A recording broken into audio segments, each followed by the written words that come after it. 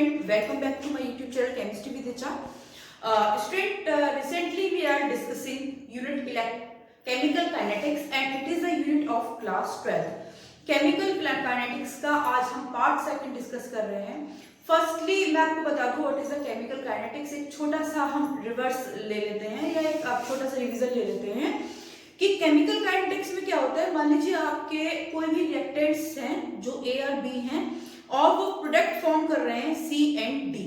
ठीक है, तो जो ए एंड बी और से सी एंड डी जो आपका प्रोडक्ट फॉर्म हो रहा है तो उसके बीच में रिएक्शंस की क्या मैकेनिज्म होगी या कितना टाइम कंज्यूमिंग होगा and what is the rate of reactions that we are study in the chemical kinetics. अब अगर हम बात करें थर्मोडायनेमिक्स की तो कई बार स्टूडेंट को कंफ्यूज हो जाता है कि थर्मोडायनेमिक्स और केमिकल काइनेटिक्स जो होते हैं they are the same. No, both are the different.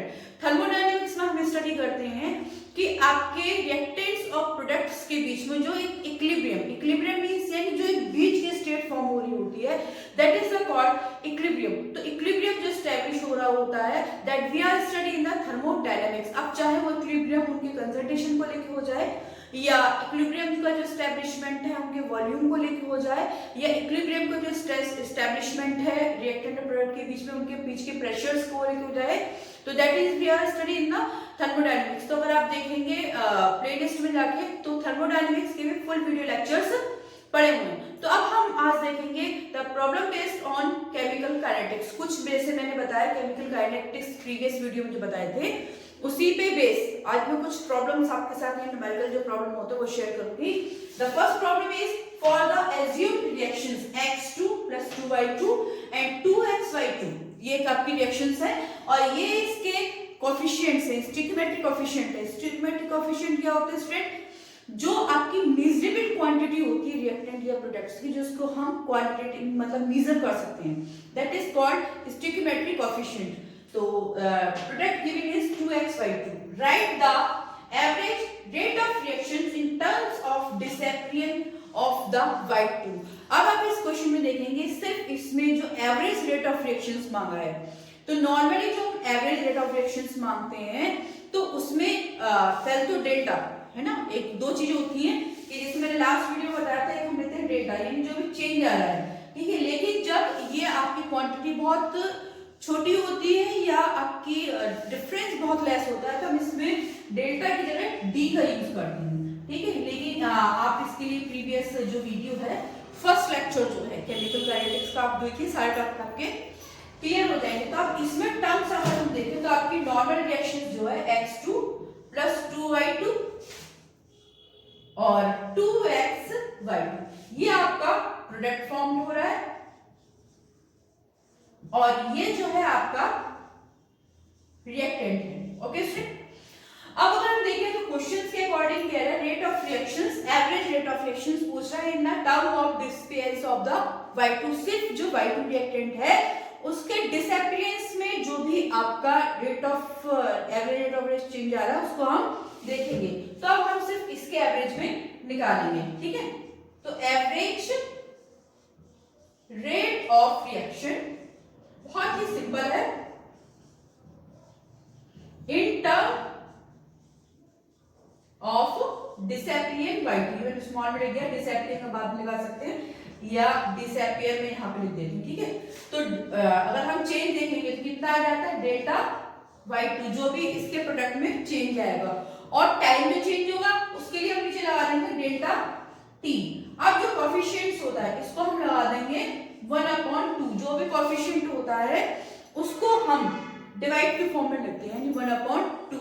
So that is the answer. तो in difference in the disappearance of the y.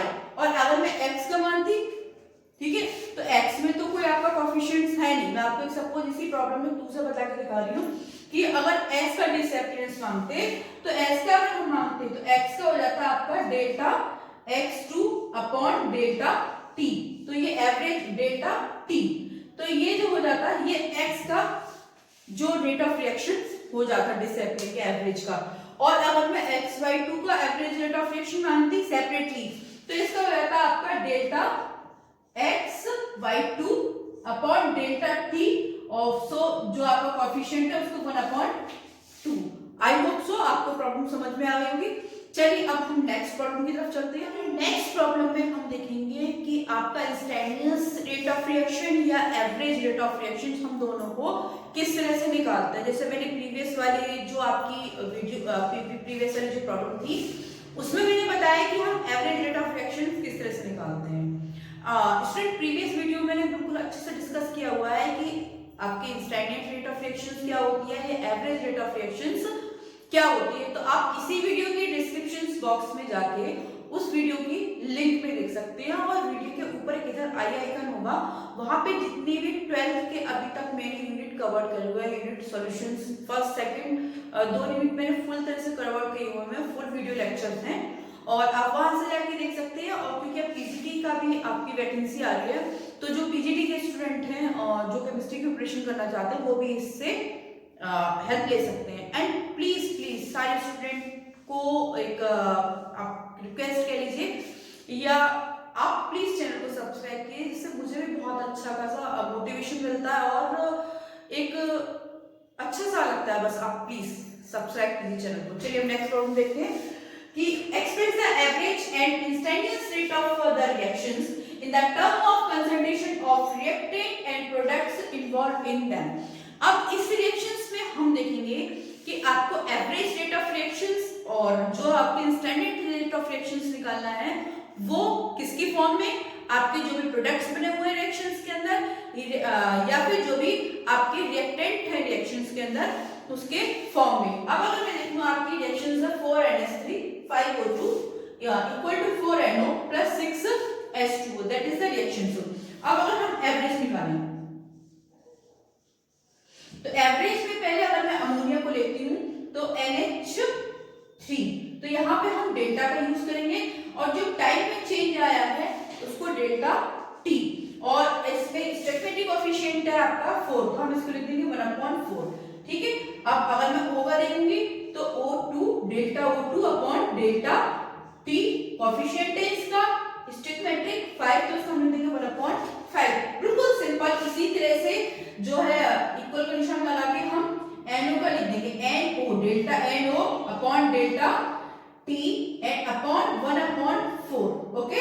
And same as the H2O delta लगाएंगे हम यहां पर, that is the average rate of reaction. Student आप notes बनाने के लिए इनके स्क्रीनशॉट साथ साथ ले लीजिए ताकि आपको हेल्प मिलेगी इसकी नोट्स बनाने के लिए। अदरवाइज आप वीडियो तो देख ही सकते हैं, मतलब आप सॉल्व करेंगे क्वेश्चंस को। तो अब मैं डिफरेंस बताऊंगी आपकी इंस्टेंटेनियस, ये तो मैंने निकालते हैं एवरेज। अगर हम इंस्टेंटेनियस निकालें, इंस्टेंटेनियस रेट ऑफ रिएक्शंस, क्योंकि अब देखिए क्या डिफरेंस हो जाता है कि जब आपकी कोई भी रिएक्शन एवरेज होती है तो उसमें कुछ ना कुछ टाइम में डिफरेंस आता है, कुछ या कुछ टाइम कंज्यूमिंग होती है। लेकिन जो इंस्टेंट रिएक्शंस होती है वो तुरंत हो जाती है, तो उसमें जो टाइमिंग होती है वो बहुत ही स्मॉल होती है, या एक तरह से जो टाइमिंग में चेंज होता है नेग्लिजिबल काउंट होता है। तो उसमें मैंने पहले बताया था हम डेल्टा की जगह उसमें डी का यूज करेंगे। जब इंस्टेंटेनियस होगी तो कंसंट्रेशन में भी चेंज कैसा होता है कि अनकाउंटेबल हम कह सकते हैं, उसको पूरी जैसे काउंटिंग कर सकते हैं, स्मॉल वैल्यू होती है, इसलिए हम डेल्टा की जगह डी वैल्यू लगाते हैं।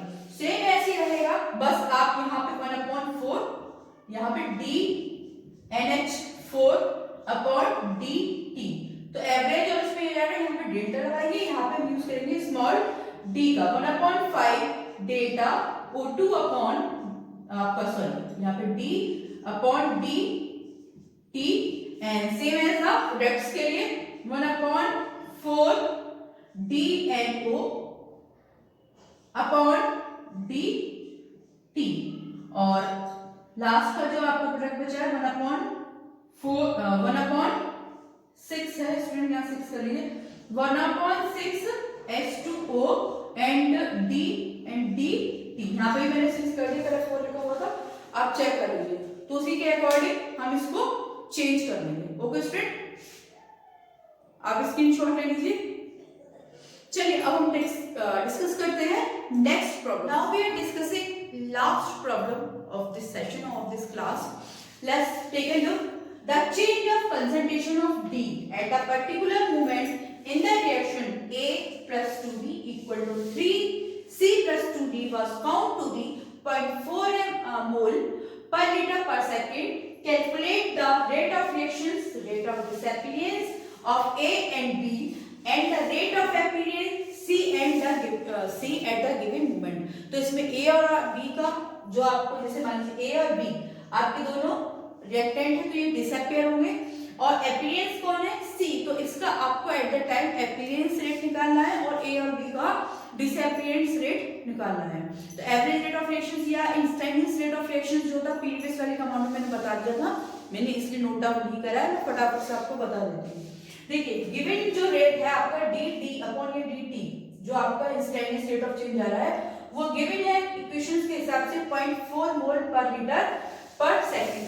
और अगर हम रेट ऑफ रिएक्शंस निकालेंगे तो जो d का जो आ रहा है कितना है 1/2 है, तो ये हो जाएगा 1/2 dd upon dt।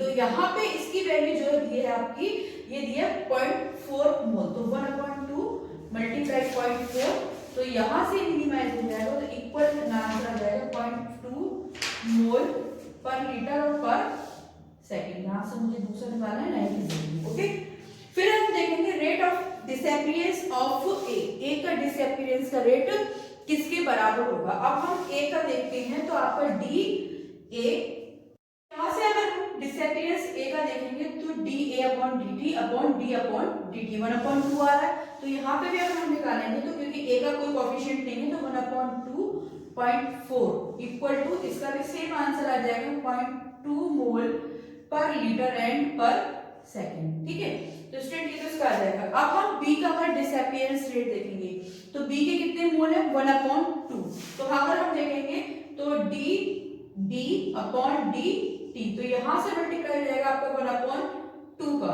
Equal to 1/2 dd upon dt। तो अगर हम वैल्यू लगाएंगे तो 1/2 से 1/2 आपका यहाँ से कैंसिल हो जाएगा, तो यहाँ पे आपको सिर्फ बचेगा अगर मैं इसकी वैल्यू 0.4 मोल रखूंगी तो 1/2 इक्वल टू 1/2 और मल्टीप्लाई 0.4, तो यहाँ से वैल्यू कैंसिल हो जाएंगी, तो इसका आ जाएगा 0.4 मोल पर लीटर एंड पर सेकंड। ये तो हो जाएगा स्टूडेंट इसका।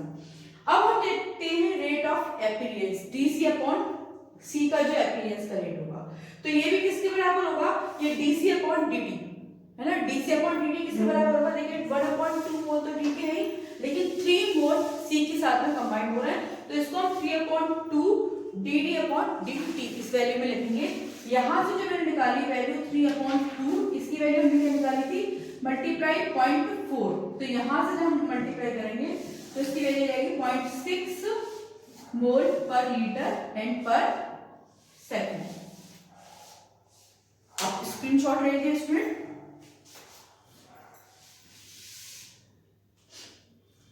आई होप सो आपको टॉपिक क्लियर हो गया होगा, और अगर क्लियर ना हो तो आप वीडियो को दोबारा रिवाइंड करके देख सकते हैं। कोई भी अगर डाउट हो तो मुझे कमेंट बॉक्स में कमेंट करके प्लीज जरूर बताएं। चैनल को देखते रहे, सब्सक्राइब करें और बेल आइकन भी दबाएं ताकि आपको जो नेक्स्ट वीडियो जाएगी उसका प्रॉपर नोटिफिकेशंस मिलता रहे। और आगे वीडियोस में हम बताएंगे जो नेक्स्ट वीडियो में अपलोड करूंगी that factor affecting of the rate of the reactions, कौन कौन से फैक्टर होते हैं या वो कौन कौन से रिएक्शंस के रेट को किस तरह से अफेक्ट करते हैं, हम नेक्स्ट वीडियो में डिस्कस करेंगे। तब तक के लिए thank you so much, stay watch